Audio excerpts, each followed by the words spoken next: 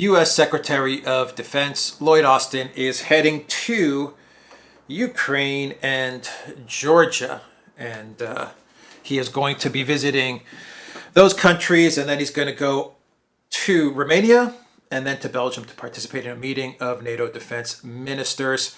And when he visits Ukraine and Georgia, the Secretary of Defense is going to tell those countries that it is an open door to NATO. That is a quote, open door to NATO for Ukraine and Georgia.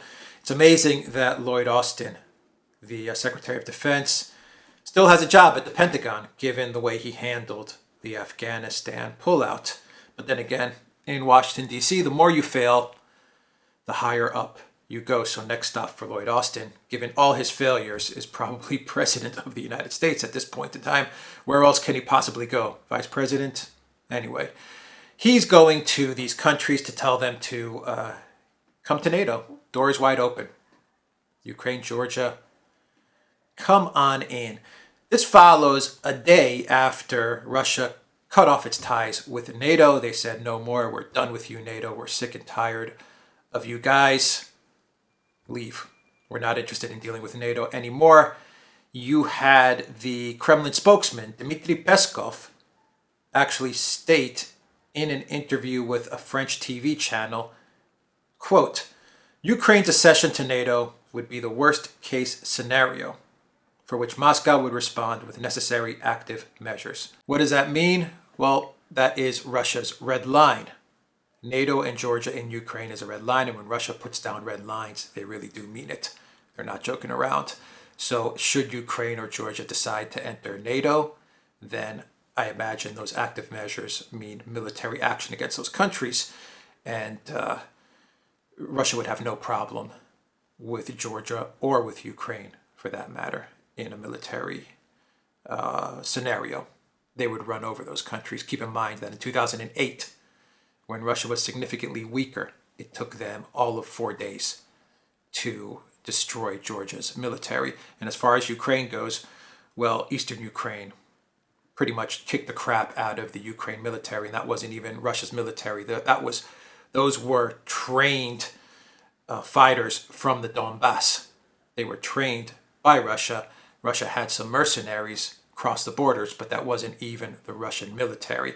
And Eastern Ukraine won that war. At one point of time, in an area in East Ukraine called the Baltsovo, the Donbass army actually had Ukraine soldiers and NATO soldiers completely surrounded, and they were about to slaughter those soldiers. That's when Macron and Merkel urgently called Vladimir Putin, and they sought his help in order to call off the encirclement of those soldiers and to find some sort of ceasefire. That's when they came up with the Minsk agreement. So Eastern Ukraine was about to drop the hammer on Ukraine and NATO soldiers during that war if it wasn't for Macron and Merkel stepping in. So make no mistake about it. If these two countries do decide to follow Lloyd Austin's invitation, to accept his invitation and try to get into NATO, it would mean their destruction. This is my opinion. That's how I read it. When Peskov says active measures, Lavrov has also sent out a warning as well. Don't try it. Do not try it. Don't go into NATO, Ukraine, or Georgia. Otherwise, it is not going to be good for those countries. But nevertheless, Austin is heading there. Austin's also going to Romania, probably to oversee the missiles that NATO has in Romania as well, because they have a lot of missiles aimed towards Russia, Romania, and Poland. So I'm sure he's going there to see what's up. This is like, to me, this is their plan B or C. If their Build Back Better, New World Order, mandate plan doesn't work, now that the United States is falling apart, inflation, shortages, everything's just a complete mess under the Biden White House, the ultimate distraction would be Russia, right? Russian aggression. And here's a quote. Here is a quote from a NATO defense minister who's going to participate in the meeting saying, we are reassuring and reinforcing the sovereignty of countries that are on the front lines of Russian aggression. That's actually a U.S. official who's going to be in these meetings. A U.S. official, no name, said, we are reassuring and reinforcing the sovereignty of countries that are on the front lines of Russian aggression. What Russian aggression? I have no idea. I'm still waiting to understand what the Russian aggression was. Was it meddling in the 2016 elections, for which that's been completely disproven. And now we know that the real meddling took place via the Hillary Clinton campaign, that Russian aggression, or via a British-trained MI5 or MI6 agent by the name of Christopher Steele with his bogus dossier, or the fact that so many things went down in Cambridge and in London via Professor Mifsud and Stephen Halper and all of these characters. That Russian aggression, I don't know. I have no idea. Was it the war in Georgia that Georgia started? The Russo-Georgia War of 2008, for which Georgia started when it attacked Russian peacekeepers for South Ossetia and Abkhazia. That Russian aggression? Or was it the coup in Ukraine instigated by the Obama White House, with John McCain showing up in Ukraine and giving a speech on the Maidan, and Victoria Nuland popping up in Ukraine and handing out cookies and bread to Soros-paid protesters? I don't know. Where is this Russian aggression? Maybe they mean Syria, after Obama decided that he would overthrow Assad with U.S. trained and paid al-Qaeda jihadists. And Russia stepped in when ISIS was 12 kilometers from Damascus, and Russia stepped in to save the secular government, democratically elected government of Assad. I don't know. Let's see what else this article says. As for Ukraine, which earlier this year saw President Zelensky provocatively declare that NATO membership is the only way to end the war in Donbass. That's not the only way, Mr. Zelensky. There's another way to end the war in Donbass. There's another way to end all of it, and that would be for Russia to just roll over the country. Austin is expected to underscore unwavering support, according to the Defense Department announcement of the official trip. Here is the announcement. In Ukraine, the Secretary, Lloyd Austin, will meet with President Volodymyr Zelensky and Minister of Defense Andrei Duran to reaffirm our unwavering support for Ukraine's sovereignty and territorial integrity. The visit will also serve as an opportunity to discuss Ukraine's progress with the implementation of the defense and defense industry reforms needed to advance its Euro-Atlantic aspirations, as well as regional cooperation among the Black Sea allies and partners. Yeah. Bad idea, Zelensky. Really, really bad idea. Really bad idea. But hey, Zelensky his country is also falling apart, so he probably feels that this is a great distraction in order to keep him in power. Ukraine's economy is a mess. Nord Stream 2 is now pretty much online. It's been filled up with gas and it's ready to go. Once Nord Stream 2 is active, they don't need that pipeline in Ukraine at all. They're going to start winding that thing down. By 2024, that thing's going to be kaput. No more Russian gas is going to transit Ukraine into Europe. That means Ukraine is going to lose around 15% of its GDP from those transit fees. Can you imagine that? Losing that amount of GDP? Ukraine is cooked. Absolutely cooked. Check out this map here. Let me blow that up. So there's NATO. There's Russia. And there's all of NATO. And there's two countries in red. Russia and its allies. Belarus and Eastern Ukraine. The frozen conflict. Not a country. The frozen conflict in Eastern Ukraine. You also have Armenia right there down below as well. You can kind of see it right there in red. Of course you have Turkey, which is in NATO, but Turkey's been moving very, very close to Russia and China. I would say that Turkey now is 50-50 between NATO and the other alliance, the non-named alliance. It's not official yet, but the Russia-China alliance, which is probably Russia, China, maybe Iran, maybe Turkey. But you have Belarus sitting right there, and you have the Donbass as well. Everything else is blue. That's NATO. That is NATO. Remember this map? I don't know if you've seen this map. Russia wants war. Look how close they put their country to our military bases. That's Russian aggression right there, right? Look at all those military bases in blue. Look at Russia. Just completely surrounded, isn't it? Can you imagine if they get Ukraine? If Ukraine and Georgia go to NATO, you have the whole southern part. That whole southern part. Look at Ukraine right there, right between Belarus and Eastern Ukraine. That big gray block right there. That would be in NATO. That's an existential threat for Russia. And then if you go down to the Caucasus, where you can see Turkey, and if you go more east, where you can see Armenia, and you get Georgia there, you pretty much have all of the South, with the exception of Crimea and the Donbass. You have all of the South now under NATO. Russia's completely exposed. It has, to the west, it has Estonia, Latvia, Lithuania. Poland has missiles facing Russia. Romania has missiles pointing towards Russia.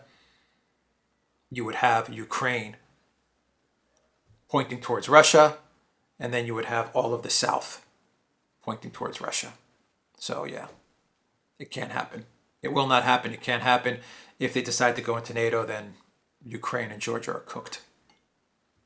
I just think that's the reality of geopolitics at this point. But yeah, Russia wants war. Look how close they put their country to our military bases. As if Russian aggression is Russia is moving their country closer to NATO countries, right?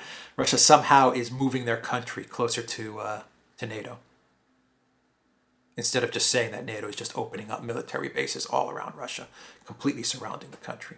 Completely surrounding the country. It's astonishing when you see a map like that. And this is actually probably a 2-3-year-old map. There are more bases everywhere. I know Greece has got a whole bunch of American bases now that are opening up. Like 3 or 4 bases now are opening up all over Greece. Because of Turkey, because of the fact that Turkey's kind of shaky. So now the U.S. is saying, you know what, we're just going to colonize Greece with military bases. So it's very, very tense, very dangerous what Lloyd Austin is doing.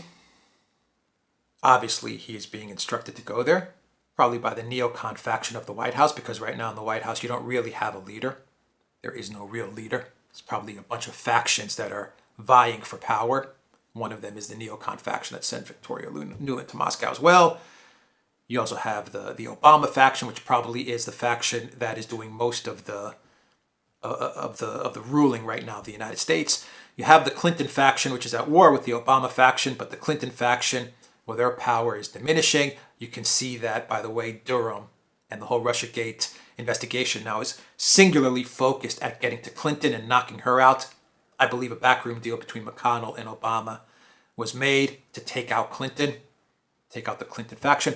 Then, of course, you have the progressives who are just a bunch of crazies, right? But, they have their influence in tearing apart the United States. Their goal is to just tear apart the United States, to destroy it. Destroy it and build a green utopia, right? And that appeals to a lot of people in the U.S. because a lot of people in the U.S. don't love their country, so they have no problem with seeing it destroyed and rebuilt. But when it comes to foreign policy, the neocons appear to be running away with it. And Lloyd Austin, he's an MIC guy. He came straight from, was it Lockheed Martin, I believe, where he was? He was like an executive at Lockheed Martin, either Lockheed Martin or Raytheon. Forgot which company, but he came straight from there to be the Minister of Defense. No conflict of interest there, to be working at a military-industrial complex company and then be appointed Minister of Defense. No conflict, no problem. So he's probably on the neocon side of things. Anyway, look, it's getting very tense. I think this is a plan B or C that's going on with the U.S. right now, where they're saying if we can't fulfill our Build Back Better, New World Order mandate, we're going to control you policy. If we can't do that, if that doesn't go through because we get a lot of pushback, then we're going to need a big distraction. And that big distraction is going to be, I think, Russia. Where do you turn? You always turn to Russia. Russia sent their warnings. And when Russia sends warnings, you better believe it. These aren't empty warnings. Ukraine and Georgia in NATO is a no-go. Period. It's a no-go. Let me finish it off with some more quotes from Peskov, the Kremlin spokesman. He said, quote, "This is a scenario that goes beyond the red lines of Russia's national interest. This is a scenario that could force Russia to take active measures to ensure its own security." Beyond red lines. Peskov also pointed out that before the Russian troops were moved to the region in East Ukraine, there were large NATO exercises held near the Russian border. Everyone talks about the concentration of Russian troops all the time, but nobody talks about the concentration of NATO troops. Sorry, I don't mean East Ukraine. I mean, well, yeah, that was in April where Russia sent thousands and thousands of its forces right on the border. But that was happening because there was a huge military buildup of NATO there as well. And NATO was actually threatening conflict in Ukraine, and Russia called that bluff. So they moved all their military there in April. Remember that scenario? And then NATO backed down. And then NATO moved towards a coup in Belarus right after that, of which they lost that one as well. So now they're poking around again. Every 3 to 6 months, they're poking around. One day they're going to slip up. NATO and the neocons are going to mess up, maybe intentionally, and that may be the distraction they need. Zero Hedge finishes off the article by saying Austin's trip comes on the heels of a rare visit to Russia of Undersecretary of State Victoria Nuland, a chief neocon high priestess, where a U.S. delegation said productive talks were had with the Russian side towards restoring deteriorated communications with Washington. It was a disaster of a meeting. And Victoria Nuland was sent there to poison the possibility of having constructive dialogue. Anyway, that's the video, everybody. Go to the Duran.locals.com. You will find a link for that down below. Also, go to the Duran shop, 10% off when you use the code REAL News. This is my USA Russia magic mug right there. And also go to ODYSEE, BitChute, Rumble, and Super UO. You will find all our videos on those platforms. Take care.